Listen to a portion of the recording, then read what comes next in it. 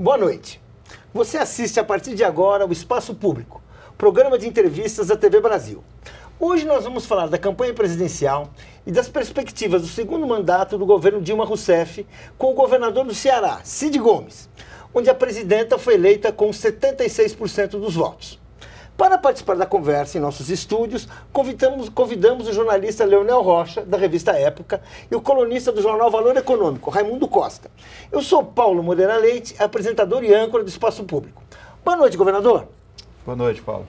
Governador, é sabido que o senhor está até pensando em morar nos Estados Unidos, arrumou bagagem, está pensando numa casa ali perto de Washington, como toda pessoa que vai morar lá.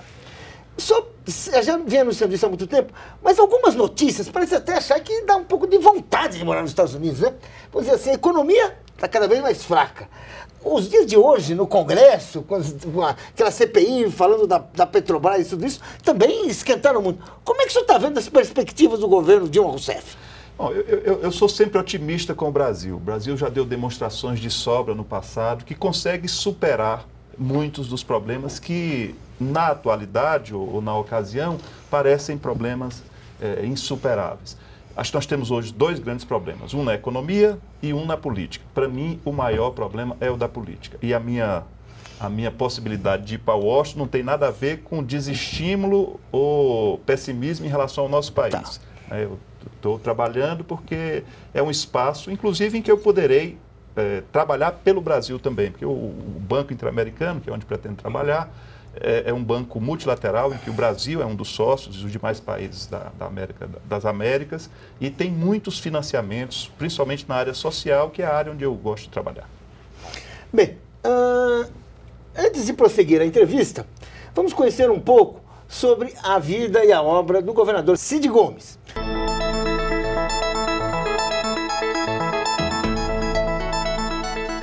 Aos 51 anos de idade, Cid Gomes chegou ao final de 2014 com 2 vitórias na bagagem. 2 vezes governador do Ceará, ele elegeu o sucessor, o deputado estadual Camilo Santana, com 53% dos votos no segundo turno. Com seu apoio, a presidenta Dilma Rousseff recebeu 76% dos votos no estado. Sondado para assumir o ministério em Brasília, Cid Gomes já deixou claro que prefere ocupar uma diretoria no Banco Interamericano de Desenvolvimento, em Washington, onde já foi consultor no início da década passada. Mas o governador tem se movimentado para garantir uma posição de destaque ao irmão mais velho, o também ex-governador e ex-ministro Ciro Gomes. Os 2 mandatos de Cid Gomes coincidiram com a política de desenvolvimento regional ocorrida na década passada. O Ceará possui a 11ª economia do país, mas hoje é o 4º estado em volume de investimentos. A média de crescimento brasileira foi de 1,8% nos últimos 4 anos. No Ceará, chegou a 3,6%. Em 2012, Fortaleza inaugurou a primeira linha de metrô, que transporta 485 mil passageiros por dia. O ensino em tempo integral chegou a 3.600 escolas estaduais. O índice Gini, o mais usado no cálculo sobre distribuição de renda, mostra que em 2013 ocorreu uma melhoria na distribuição de renda do Estado. Mas com um rendimento de R$ 1.019 por mês, o trabalhador cearense possui o menor salário médio do país. Cid Gomes nasceu e criou-se numa família ligada à política de Sobral, no interior do estado, desde o século XIX. Seu pai, José Euclides Ferreira Gomes, é nome de avenida, hospital e escola em Fortaleza. A mãe, Maria José, é nome de rua e escola. Ivo Gomes, irmão do governador, é deputado estadual. Governador, o que o senhor vai fazer no Banco Interamericano? Bom, o convite é um convite para trabalhar como consultor, né? O Brasil tem, no Banco Interamericano, um diretor que é nomeado, que é indicado pelo Ministério do Planejamento.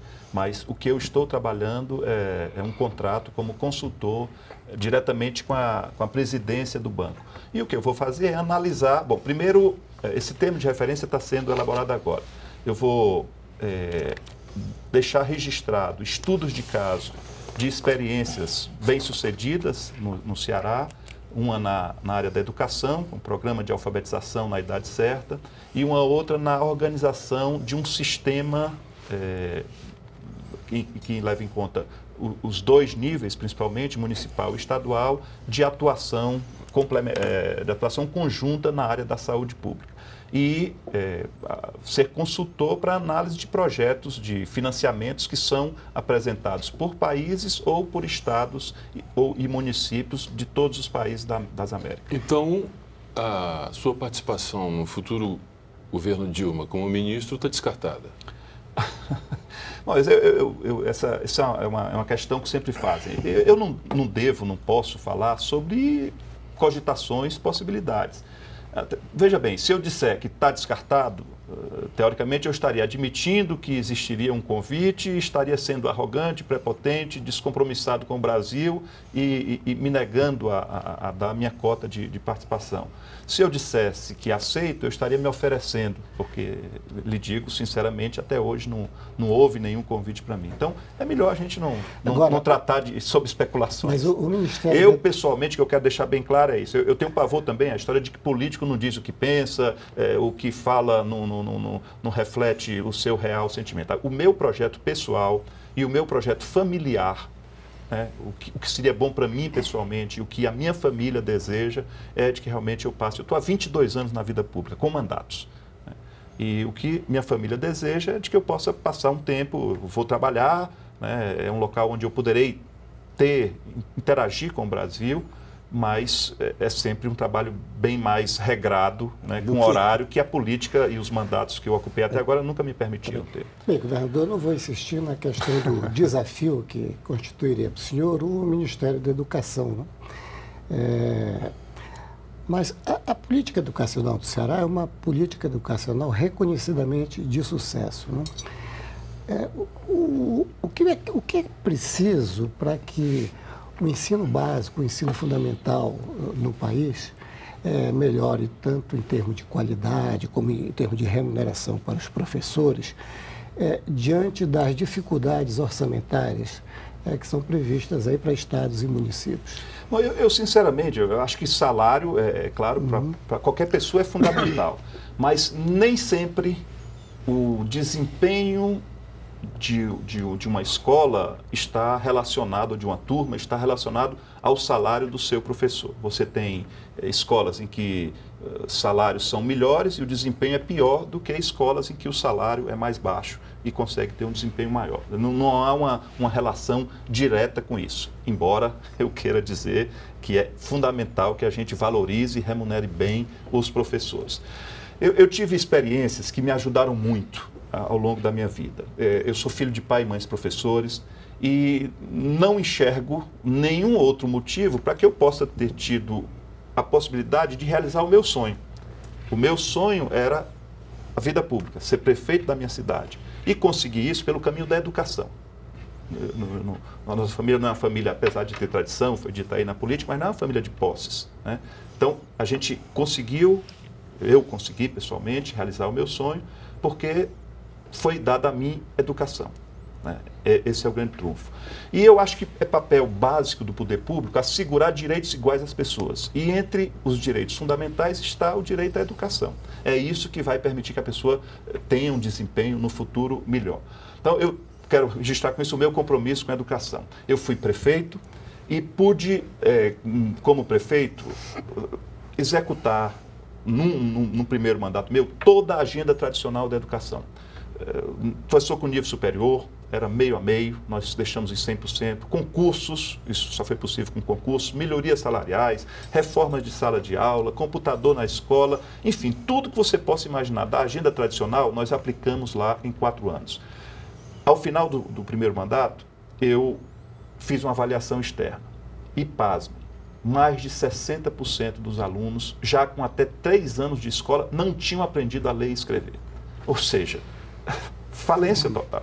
Se você não consegue alfabetizar, todo o futuro dessa criança está comprometido. Então, a partir daí, eu consultei muita gente, eu ouvi muita gente e nós conseguimos implantar um programa que foi um programa exitoso. E a chave, eu diria, é avaliação externa e a publicação desses números, a divulgação desses números. Isso cria uma emulação, uma concorrência saudável, entre escolas. Isso mostra que é possível fazer, escolinhas muito pobres, de lugares muito pequenos, conseguem mostrar resultado e cria, repito, uma emulação que acaba dando resultados. E esse programa é um programa feito assim, de uma forma que pode ser replicada, que eu acho que é o grande desafio da coisa pública. Você pode transformar uma creche numa cidade muito pobre como uma coisa modelar, mas com investimentos que não conseguem se repetir, se reproduzir, se replicarem na universalidade em todas as creches. Então, o que nós fizemos lá foi um programa feijão com arroz, vamos dizer assim, pé no chão, que consegue se replicar. E a prova disso foi que a gente levou esse programa para o Estado. Esse programa foi exitoso no município. Levamos para o Estado do Ceará e é impressionante os resultados. Dizem que político não gosta de investir em educação nem em saneamento. Saneamento porque não aparece. E educação porque os resultados demoram muito a acontecer. Não é o que essa experiência tem demonstrado. Eu queria perguntar uma coisa para o senhor. Essa coisa de investimento em educação, o senhor também tem 3.600 escolas em tempo integral. Não, eu acho que houve uma falha aí nesse... Houve uma falha. Não é tanto, não? O Estado nem tem... Talvez o Estado do Ceará, juntando escolas municipais... Tenha. Talvez o Estado inteiro. Né? E eu acho até pouco provável. Agora, o governo do Estado tem, sob a sua gestão, 700 escolas. Dessas, nós temos 108 com tempo integral. Só existia uma antes de eu assumir. Hoje, nós temos 108. E é um tempo integral diferenciado. Não é o tempo integral da criança ou do rapaz, que aí nós estamos falando de escola de ensino médio, ficar fazendo reforço escolar. Ele faz um curso técnico profissionalizante, o que dá a ele já uma formação de nível médio, que é uma grande carência no Brasil. Isso me foi sugerido por um grande educador cearense, um grande estudioso de educação, chamado Ariosto Holanda, e me deu um dado estatístico que me levou a atuar implementar esse programa. Os países desenvolvidos têm a seguinte relação: para cada profissional de nível superior tem 5 profissionais de nível técnico. O Brasil, para cada profissional de nível superior, tem meio profissional de nível técnico. Então, há uma grande lacuna no mercado de trabalho brasileiro de profissionais com nível técnico. E é isso que a gente vem procurando fazer no Ceará com uma outra experiência, que são escolas de educação como faz profissional em tempo integral. Nisso, governador? Bom, a União, todos esses meus programas têm tido um apoio muito importante da União. O PAIC, que é o Programa de Alfabetização na Idade Certa, recebi muita colaboração financeira para o programa e foi adotado como uma estratégia, ainda na época que o Mercadante era ministro, como um projeto nacional, chama Pacto Nacional pela Alfabetização na Idade Certa. Só colocaram um N aí de nacional e essa experiência está sendo replicada. É claro que ainda numa fase embrionária. E para as escolas de educação profissional, nós conseguimos um apoio fundamental. Eu acho o seguinte, eu sempre acreditei que quem tem bons projetos acaba conseguindo financiamento. Eu acho que o financiamento não é o problema principal. O grande desafio é ter bons projetos, boas ideias, e com isso você acaba... Mas, por exemplo, para esse investimento todo que o senhor fez em educação, o senhor tirou dinheiro de algum lugar? Porque nunca tem dinheiro para todo mundo, para tudo. Sempre tem. O senhor fez alguma... A participação na educação aumentou. Né? Antes de... Quer dizer, no início do meu governo, destinava-se em torno de 26%, nós estamos chegando a quase 29% dos recursos orçamentários destinados à educação. Se você tirou de algum lugar... mas não é isso. Entendi. Não, nós demos uma prioridade com foco. Né? Com foco. Os 2 grandes projetos educacionais do Ceará são, de apoio aos municípios no processo de melhoria da qualidade de ensino, com foco na alfabetização. Esse é um programa. E o outro programa é melhoria e ampliação da oferta de escolas de ensino médio, que é um dos grandes desafios brasileiros. Você pode acompanhar esses dados do IDEB. O ensino fundamental brasileiro tem melhorado muito, significativamente, consistentemente, já há 7, 8 anos. O ensino médio é que não tem conseguido melhorar. Daí esse compromisso da presidenta Dilma de fazer agora uma reforma na grade curricular, porque a gente tem um sistema que é um sistema ibérico, latino, de origem francesa, que é o do ensino médio enciclopedista. Né? O rapaz, a moça tem que aprender tudo, tem que saber de tudo. E talvez isso não seja o razoável. Né? O razoável talvez seja que você tenha opções. Se a pessoa tem mais vocação para a área de humanas, então vamos lá, vai estudar sociologia, vai estudar filosofia. Se a pessoa tem mais vocação para a área técnica, vai estudar mais física, vai estudar mais química, vai estudar mais matemática. Eu acho que é isso. E, obviamente, português e matemática, e inglês, uma língua. Eu gostaria de fazer uma pergunta de uma internauta, Matilde Rocha. Ela gostaria de saber, mudando de assunto, falando de política, que foi uma coisa que o senhor falou logo no começo. Os problemas do Brasil. O senhor falou que o problema do Brasil era mais a política e a economia. Ela faz uma pergunta, a opinião dela, vamos lá. A Matilda Rocha gostaria de saber o seguinte. Gostaria de saber a posição do Cid Gomes sobre o posicionamento destruidor do PSDB em relação ao governo, o qual tenta esconder a corrupção do próprio PSDB para atacar e enfatizar que a corrupção apenas existe no atual governo. O que o senhor pensa disso? Bom, eu penso o seguinte, corrupção é um mal terrível e arriscaria aqui, ousaria aqui dizer que não é o mal maior do Brasil. Grandes setores, importantes setores da sociedade. É porque é número. É número. A gente faz contas e vê que esse não é o mal maior do Brasil. Né? Embora seja uma coisa terrível, não sob o aspecto, o mal maior, sob o aspecto financeiro. E eu quero me explicar sobre isso, para não parecer que eu estou defendendo aqui corrupção. Um dia desse eu disse o seguinte, olha, corrupção é uma coisa inerente à natureza humana e onde há governo, no mundo inteiro, há corrupção. Ponto. A diferença é como se reage a ela. Né? Essa é a grande questão. O governo da Dilma tem reagido positivamente, no sentido de imputar responsabilidades e de punir. Olha, não é brincadeira, o Zé Disseu está preso. Não é pouca coisa. O Lula e o Zé Disseu são as duas figuras iniciadoras desse movimento no Brasil. O Zé Disseu está preso. Então, não se pode dizer que há impunidade no Brasil. E isso é uma coisa recente, não é do Fernando Henrique. Não é do tempo do Fernando Henrique, é desses tempos agora que o Brasil começa efetivamente a combater corrupção. Então, eu estava dizendo que corrupção ela é um mal terrível porque tira o crédito das pessoas na política. As pessoas deixam de acreditar na política. E quando as pessoas deixam de acreditar na política, tudo pode acontecer. Inclusive isso aí, gente defendendo a ditadura militar, gente defendendo impeachment, sem a presidente ter assumido um mandato para o qual ela foi reeleita legitimamente nas urnas. Né? Então, isso em grande parte tem a ver com essa postura do Aécio. Né? O Aécio está diferente do que ele era. Eu conheci o Aécio em outras oportunidades. Sempre foi um cara mais ponderado, mais moderado. E a gente tem que ser... Eu penso o seguinte, na vitória, quem ganha tem que ser generoso com o derrotado e quem perde tem que ter um mínimo de humildade para reconhecer e dar um crédito de confiança para quem ganhou. Não é isso que eu estou assistindo. Não começou nem o segundo mandato ainda e a gente está vendo esse sectarismo, essa coisa passional que infelizmente está dominando a política brasileira. Agora, só não concordo também com essa coisa de dizer, aquele roubou, mas nós roubamos, mas aquele também roubou. Eu acho que o argumento não deve ser por aí. Roubar é péssimo, é terrível, é proibido e deve ser exemplarmente, a corrupção deve ser exemplarmente punida. Né? E, enfim, eu tenho tranquilidade para dizer que isso está acontecendo. As instituições funcionam muito mais livremente.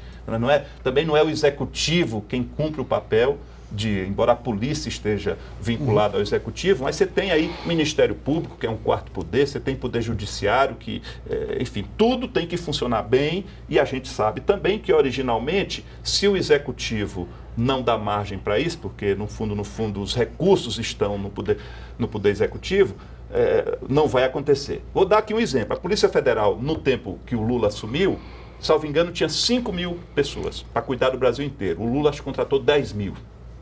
Né? Triplicou o contingente da Polícia Federal. É por isso que a gente está tendo tanta operação. Né? Fernando, eu gostaria que o senhor analisasse como é que o senhor vê a questão da governabilidade no governo Dilma. O senhor diria que o PMDB é imprescindível para a estabilidade? Olha, eu havia dito aqui, nós temos um problema econômico, né? O Brasil está com uma matriz fiscal deficitária. O Brasil, nas suas transações correntes com o exterior, tem problemas graves. O rombo, o déficit está aumentando e aumentando exponencialmente. Esse ano deve passar de 80 bilhões de reais.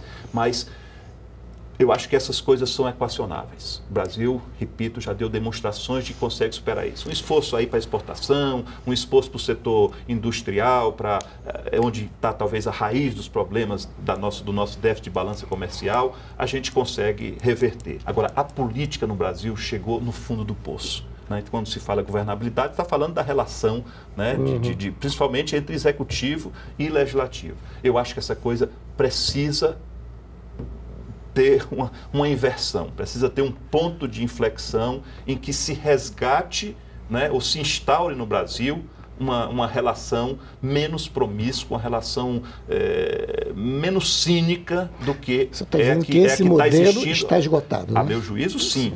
E olha, com todo respeito, tá certo? O PMDB é fonte de inspiração para a fisiologia no Brasil. Porque não é só o PMDB que é fisiológico, não. Boa parte do PT se tornou fisiológico, inspirado no PMDB, e muitos dos partidos que estão aí, esses médios, também têm uma postura absolutamente fisiológica. Não tem nenhuma relação de apoio a um governo pela linha ideológica, ou pela linha programática, ou pelas ações que o governo está fazendo. É simplesmente porque vai resolver um problema meu aqui, vai nomear uma pessoa minha acolá, vai liberar uma emenda aqui. Enfim, isso não é bom para o Brasil. Mas, governador, no ano passado, o senhor deixou o PSB e entrou num partido pequeno, recém-criado, chamado PROS, desconhecido. O senhor deixou o seu partido original porque discordava da candidatura do então governador de Pernambuco, Eduardo Campos, contrária à reeleição da presidente Dilma. A sua mudança de partido não mostra também essa fragilidade na política? Como evitar essa mudança de partido, essa troca-troca de partido, como aconteceu com o senhor no ano passado? Bom, a minha história partidária realmente não é uma história de muita estabilidade. Eu, de alguma forma, me incomodo com isso. Pelo meu gosto, eu estaria num único partido desde que entrei na vida pública. Mas circunstâncias, né, me levaram a ter a história que tenho. O senhor foi de quantos partidos até agora? Bom, já fui do PMDB, já fui do PSDB, já fui do PPS, já fui do PSB e estou no PROS. 5 partidos. O meu consolo e o meu conforto é o seguinte: eu não saí, não mudei de partido para me aproximar do poder. Ao contrário, a maioria das vezes que saí de partido foi para ir para a oposição. Então, eu era do PMDB, fazíamos política, eu era do PMDB, o Ciro, óbvio, sempre estive junto com ele, meu irmão, uma pessoa que para mim é uma referência. E quando o PMDB, nós fazíamos política no Estado apenas, né? Quando o PMDB assumiu o governo do Estado, nós saímos do PMDB e fomos para fundar o PSDB, que era um partido que era oposição no Estado e oposição no Nacional. Quando o e assim fomos, o Ciro foi o primeiro governador do PSDB e eu fui eleito deputado pelo PSDB. Quando o Fernando Henrique assumiu, com 1 ano de governo do Fernando Henrique, nós rompemos, porque achamos que o PSDB traiu a linha social-democrata e passou a agir como um partido liberal, e nos filiamos ao PPS, um partido de oposição ao poder, né? Na sequência, aí nós participamos do governo do Lula e temos essa identificação com o governo, com essa linha. O PPS rompeu com o governo do Lula e aí nós nos mantivemos no governo do Lula e fomos então para o PSB, né? Saímos do PSB, não foi por discordar de uma candidatura do Eduardo, que nem estava lançada à época que nós saímos. Saímos do PSB porque a minha pessoal, eu defendi isso no partido com muita transparência, foi de que nós tínhamos sacrificado no passado uma candidatura do PSB, numa oportunidade que estava encerrando o ciclo do Lula, já reeleito. Nós tínhamos um nome nas pesquisas em melhores condições do que a candidatura do PT, que foi a Dilma. Na época, a Dilma era pouco conhecida. O nome era o Ciro Gomes. O nome era o Ciro Gomes, né? Não porque fosse meu irmão. Mas o Ciro Gomes era mesmo. O nome era ele. Então, ele mesmo. Fizemos isso para apoiar a presidenta Dilma. Participamos do governo dela. Qual era a justificativa para que a gente, até ali, tendo apoiado o governo dela, praticamente um ano antes, iríamos deixar de apoiá-la para lançar uma candidatura, né? Foi essa a minha posição. E, portanto, como partido, eu queria permanecer no PSB, mas fui expulso, praticamente. Que é o que aconteceu comigo no PPS também. Nós fomos expulsos. O diretório do PPS do Ceará foi destituído. Eu era o presidente do diretório e foi destituído. Então, eu não tenho nenhum orgulho da minha vida partidária, da minha mudança partidária. Mas isso aconteceu, não foi por fisiologismo, né? O que o senhor sugere para que um político não tenha esse mesmo currículo partidário que o senhor teve? Veja bem, eu não acho que também isso seja um mal por si próprio. Você ter sido de vários partidos, a meu juízo... Mas não é uma fragilidade ideológica, tanto do senhor quanto dos partidos? Hoje tem o seguinte discurso, que é um consenso. Precisamos de uma reforma política. Muito bem, você concorda, você concorda, eu concordo. Agora, qual vai ser essa reforma política? Aí se Deus nos acuda, mas se Deus nos acuda, eu defendo, por exemplo, o sistema para eleição de listas com voto distrital misto. Tem muita gente que não concorda com isso, vai dizer que isso fortalece demais as burocracias de partido, não sei o que e tal. O senhor é a favor da cláusula de barreira para evitar a proliferação de partidos pequenos? O que eu quero dizer com isso é o seguinte, não é de reforma política que nós precisamos. Nós precisamos de reforma de hábitos, de postura, de relação entre governo e base parlamentar. Bem, é isso que a gente precisa. Eu gostaria de mostrar uma entrevista da empresária, ex-presidente do Centro Industrial do Ceará, Nicole Barbosa, que nos enviou uma pergunta para falar de economia. Vamos ouvir, e a gente vai ver essa economia e política aí, vamos ver sua conterrânea que ela tem a perguntar aí. Governador Cid, o senhor não acha que, diante do quadro atual, o mais sensato para o crescimento do país, neste segundo governo Dilma, não seria trilhar o caminho da integração nos moldes propostos pelo projeto Integra Brasil? Bom, o projeto Integra Brasil vem a ser... O senhor conhece, o senhor conhece. Essa jovem, a Nicole, é uma jovem cearense, líder empresarial e tomou gosto pela política. Eu fico feliz quando eu vejo gente assim chegando na política. A política não é um mal por si próprio, né? Se a gente deixa maus políticos tomarem conta da política, aí sim ela passa a ser problema. E o importante é que a gente tenha gente nova entrando. Então, penso que o Brasil precisa necessariamente na economia, pensando assim no curto prazo, nesse próximo governo da Dilma, em primeiro lugar, fazer um ajuste fiscal. Isso não é ideológico. Eu sou uma pessoa que milito na centro-esquerda e acho que ajuste fiscal não é questão ideológica, isso é questão para funcionamento de governo. Tá certo? Tá. Então, não aceita a crítica de que alguém vai dizer que agora a Dilma está querendo implementar o programa do Aécio quando prega reforma fiscal. E aí já vê o Fernando Henrique agora criticando porque isso vai sacrificar pessoas. Isso é pura demagogia, né? Faço o que eu digo, não faço o que eu faço, que contribui para desmoralizar a política no Brasil. Reforma fiscal, ajuste fiscal, boa matriz fiscal, isso é fundamental.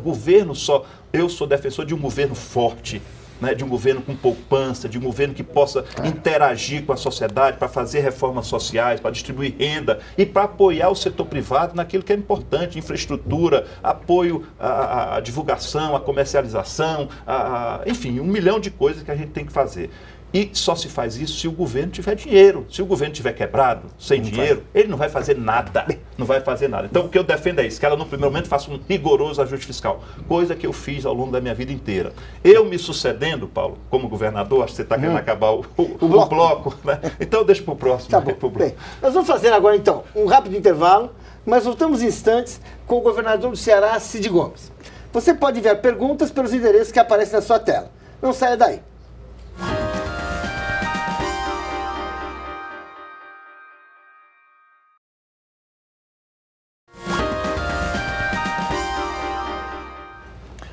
O Espaço Público está de volta com o governador do Ceará, Cid Gomes.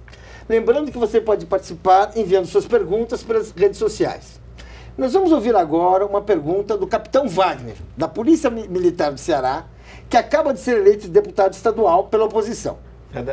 Desde 2012, diversas autoridades representantes do governo e representantes dos militares estaduais assinaram um acordo para finalizar um movimento paredista que aconteceu aqui no estado de Ceará. Esse acordo não foi cumprido por parte do governo do estado, e o candidato apoiado pelo governador Cid Gomes, Camilo Santana, utilizou a propaganda eleitoral para se referir a esses termos que não foram aceitos, que não foram ainda cumpridos pelo governo do estado. E eu queria saber se o governo do estado, se o governador Cid Gomes, ele não acredita, ele não acha que essa quebra do acordo foi uma das responsáveis pelo acirramento de ânimos entre o governo e os militares estaduais. Já. Bom, eu quero dizer o seguinte, hoje no Ceará, hoje tem 10.200 policiais soldados na rua. Desses 10.200, 7.000 foram colocados no meu governo. Quando eu assumi o governo do estado, um policial ganhava em torno de R$ 1.200. Hoje está ganhando quase R$ 4.000.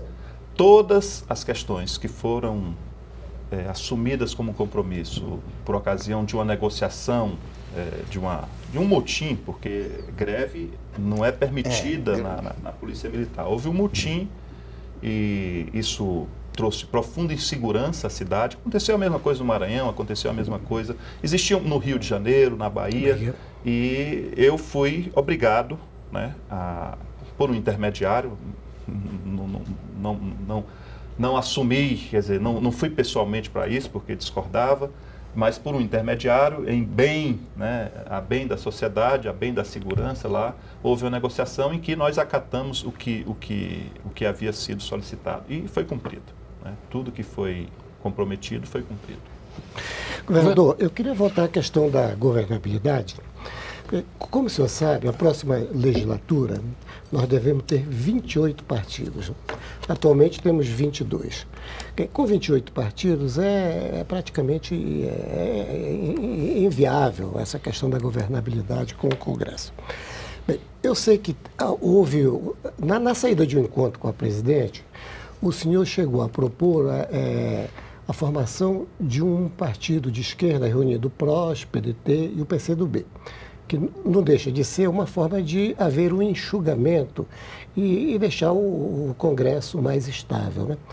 Agora, o senhor realmente acredita que siglas históricas como o PCdoB, ou de tradição trabalhista, como é o caso do PDT, do brizolismo, se disponham a participar de um processo deste? Bom, primeiro é importante que a gente diga o seguinte, se você diz 28 partidos, mas a Câmara dos Deputados tem 513 deputados. Se você pegar desses 28 partidos, 11 tem apenas 25. Né? Então, a grande maioria dos deputados está em partido, numa quantidade muito menor de partidos. Eu, sinceramente, não acho também que esse seja o grande problema nacional.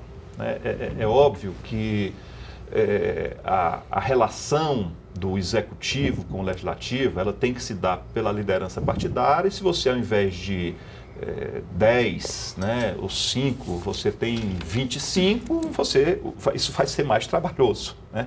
Mas, repito, não acho que seja esse o grande problema. Eu acho que o grande problema é que falta identidade, né, linha programática aos partidos, em que você possa, de fato, negociar em cima de programas. Né? O governo federal vai aplicar tal tipo de proposta na área da saúde. Então, isso atenderia ao partido A, B, C e D. Né? Então, eu acho que isso é que está faltando. Pode ser um pouco utópico, parecer um pouco utópico da minha parte, mas a sua proposta, eu acho que é isso que está faltando, hein? Não, eu penso o seguinte, eu penso que hoje, eu já havia dito isso aqui, a prática cotidiana do PMDB, que é uma prática muito de barganha, de dar e troca, né, de dar e recebe, contaminou toda a política brasileira. E estão fazendo isso agora sem nenhum pudor, porque antigamente ainda faziam nos bastidores, hoje eles vão para a televisão e dizem, olha, se não me der isso, eu não faço aquilo. Né? É uma coisa meio escrachada. Né? Então, eu acho que a política no Brasil precisa de uns contrapontos para o PMDB. Até para colocar o PMDB no seu devido papel. Parece até que o PMDB tem metade do Congresso Nacional. E qual a sua ideia para isso? A minha ideia seria a formação de um partido, ou um grupo, uma frente partidária ao centro, né, e uma formação de uma outra frente partidária à esquerda, que ajudassem que se juntasse ao PT, trouxesse o PT para a sua linha histórica, que é uma linha mais ideológica, e melhorasse um pouco a sua prática e deixasse o PMDB, ou desse ao PMDB, o seu devido tamanho. O PMDB tem 60 de 513, um pouco mais de 10%. Não pode ser tratado como um partido que tenha metade do Congresso Nacional, metade da Câmara dos Deputados. Na verdade, o maior partido é o PT com 13%. Sim, há uma fragmentação muito grande no Brasil. Mas isso a gente não pode nem se queixar, porque quem resolve isso é o povo. O senhor é a favor da cláusula de barreira? Como é que você vai? Então o povo está votando errado? É uma linha perigosa para você. É verdade. Para você percorrer. Né? Quem fez esse Congresso com essa diversidade, ou com essa pulverização partidária, foi o povo. Tudo bem, aí você podia dizer, mas tem instrumentos que acabam mudando a vontade popular, que é a coligação entre partidos, isso acaba transformando. É bem verdade, claro, é bem verdade isso. A ideia da cláusula partidária, a cláusula de barreira, o senhor gosta dela? Eu acho o seguinte, você vai dar um discurso, eu acabei de dizer, são 11 partidos que têm 25 deputados. Então você vai dar um discurso de que inibiu, está sendo antidemocrático, não quer dar oportunidades aos pequenos. Eu acho que não vale a pena, o custo não vale a pena. Né? É melhor ou você esquece esses 25, né? Ou vai conversar com eles, né? Conversar com eles em outro nível. É o que eu... Quer dizer, o que o senhor acha assim é que é melhor dar um pouco de liberdade para esse partido do que ficar querendo... Olha, veja bem, eu não estou aqui dizendo que deve haver uma libertinagem na política brasileira, certo? Mas a cláusula de barreira pode parecer o seguinte, você está querendo, tudo bem, é o tempo em que você, com isso, impede a existência de 8 partidos absolutamente fisiológicos, legendas de aluguel, que aparecem só mesmo por motivos que não são patrióticos, você vai estar... talvez acabando com o PCdoB, que é um partido que tem 90 anos de história. Pois é. Né? Então, é justo. Né? Mas ele pode caber numa federação, né? Se ele quiser, Bom, muito bem. O que eu tenho defendido é isso. Né? O que hoje, a possibilidade de você organizar um partido, né, como frente é absolutamente possível.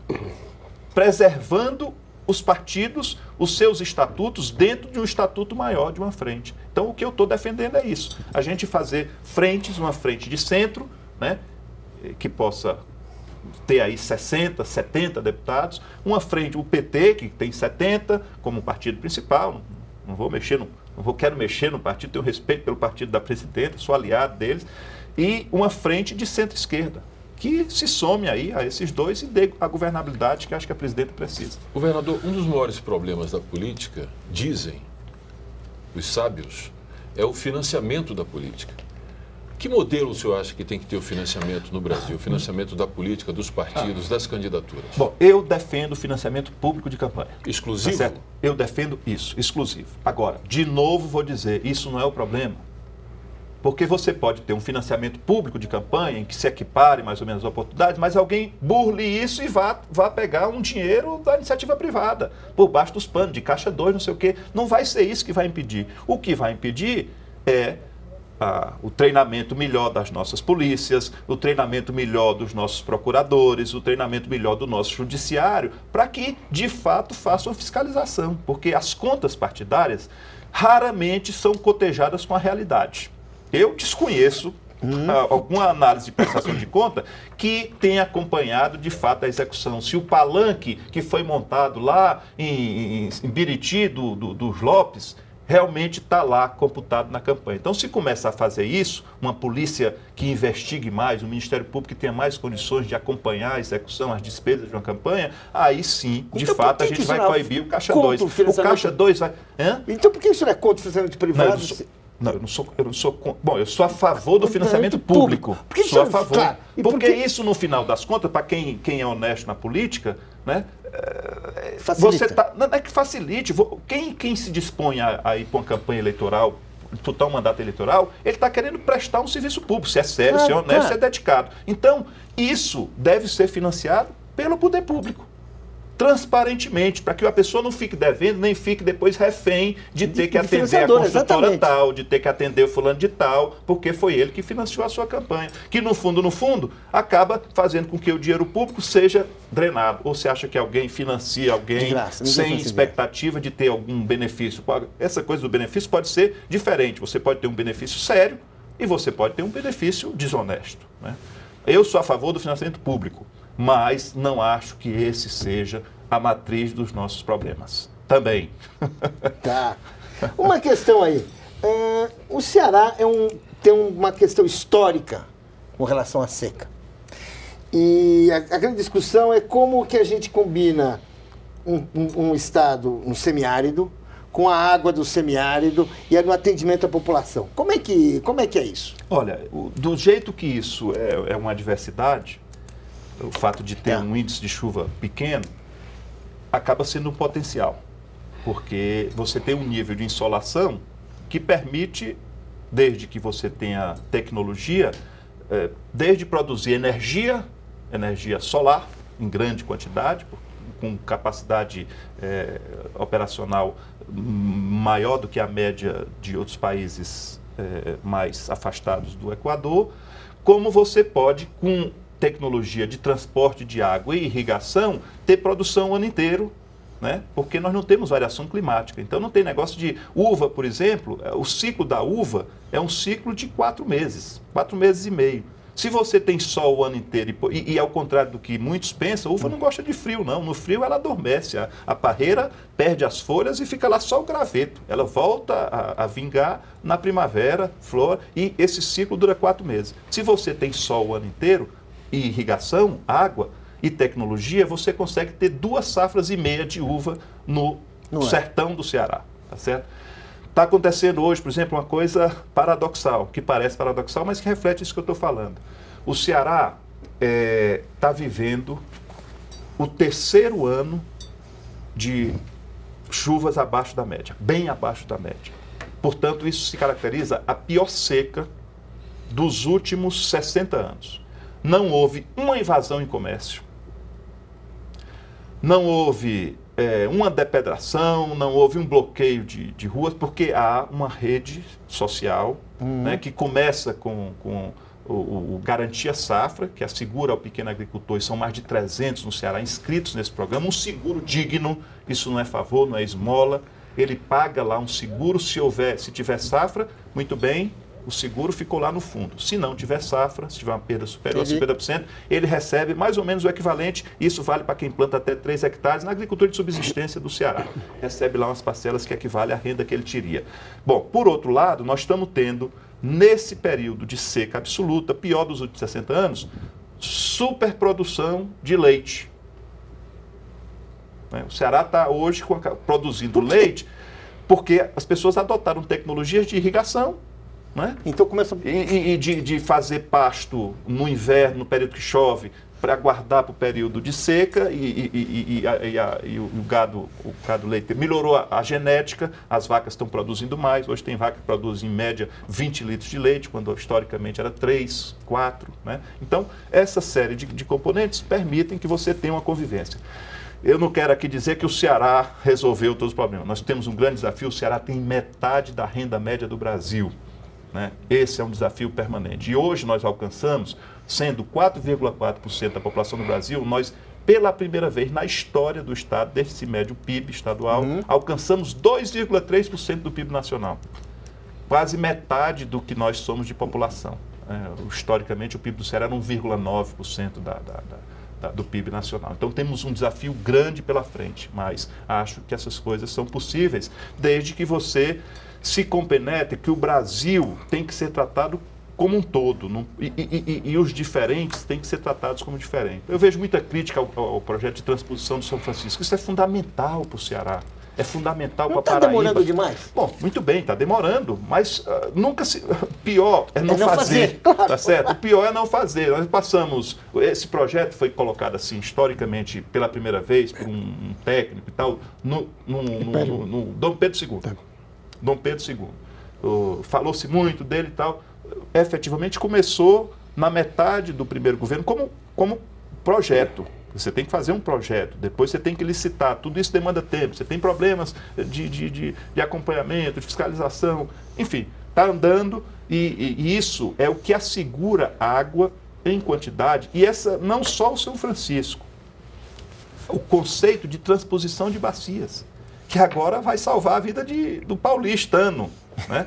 O conceito de transposição de bacias, que se usa nos Estados Unidos, por exemplo, talvez há mais de um século, está chegando agora, chega no Ceará, né, pioneiramente, e isso tem que fazer. Então, a gente tem que compreender que isso tudo são recursos naturais do Brasil, né, e que devem ser distribuídos da forma mais justa e socialmente. Eu gostaria de fazer uma pergunta de internautas. 3 internautas perguntam por que há uma greve na Universidade do Ceará. O Fran Alves pergunta isso, Alex Almeida pergunta isso, e o Thailson Oliver também pergunta isso. Todas as greves que eu tenho registro na história são greves por melhorias salariais. Eu desconheço alguma greve na história do Brasil, em qualquer setor, que não tenha sido por melhorias salariais. Diferentemente, essa não é. Eles, se você perguntar para eles, vão dizer que não é por salário. Eles estão ganhando hoje mais do que ganha um professor da Universidade Federal. Um professor da Universidade Estadual Cearense, são 3, ganha mais do que um professor de uma Universidade Federal, né?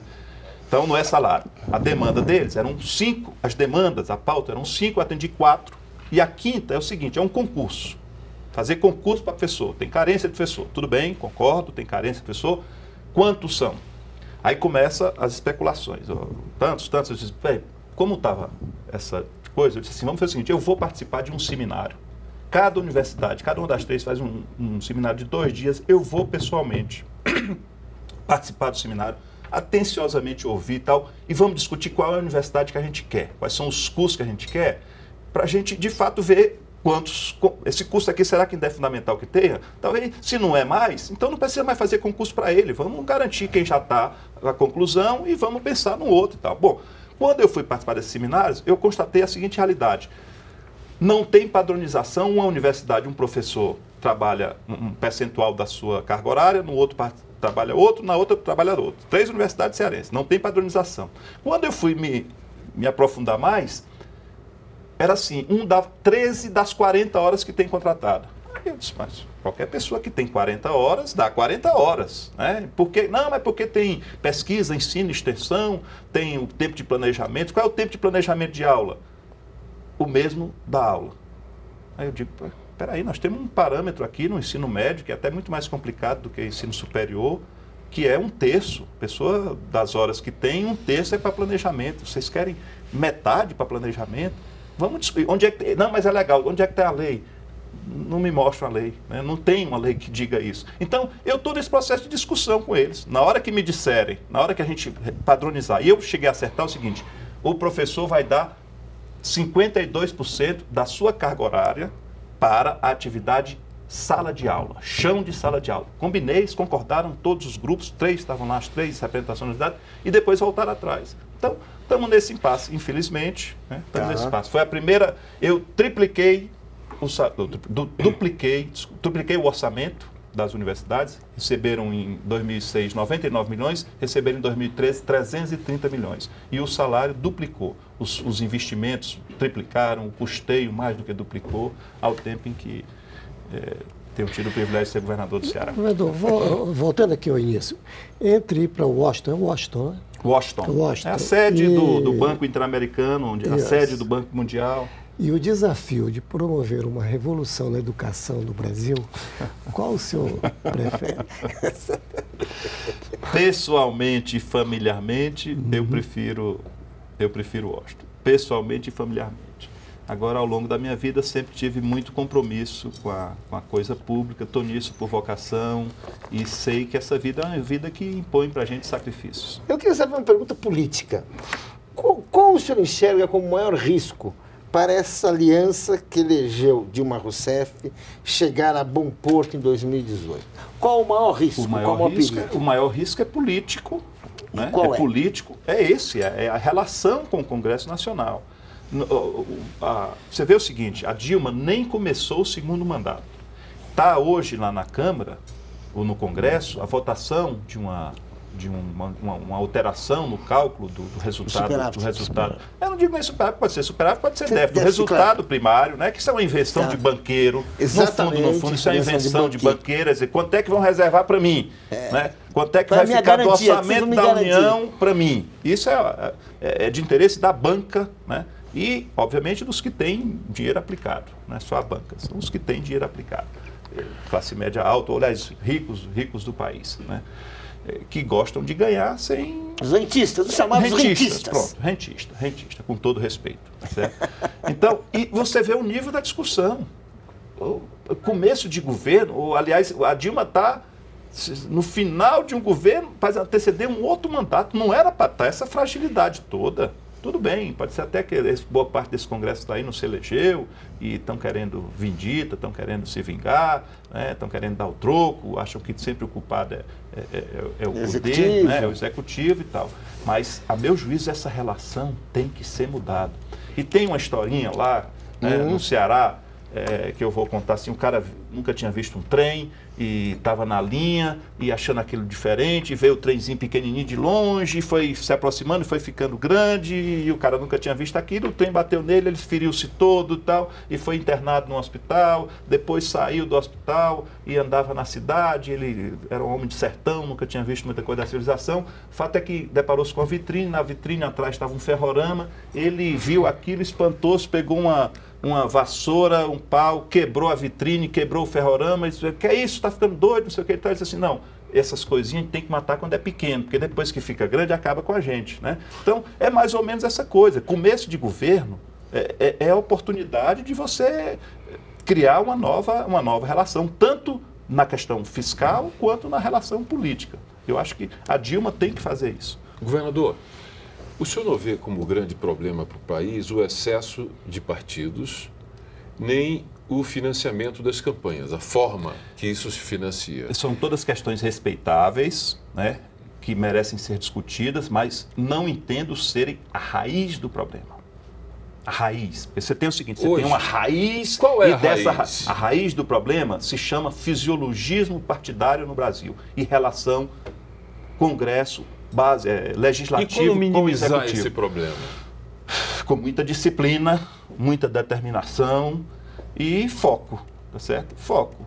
Se eu fosse presidente, o que é que eu faria? Você me pergunta? Eu faria isso, eu ia fazer tudo para colocar o PMDB no seu devido tamanho.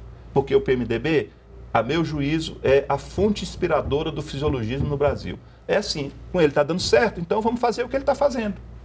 Virou a inspiração de toda a política parlamentar, legislativa no Brasil, a fonte de inspiração. Todo mundo se inspira, se espelha e admira a postura do PMDB. Mas o PMDB... E o PMDB, repito, tem 60 deputados. Ou seja... se ele tivesse 200, muito bem, tinha que respeitar. E por que tanta influência do PMDB com 60 deputados? Muito bem.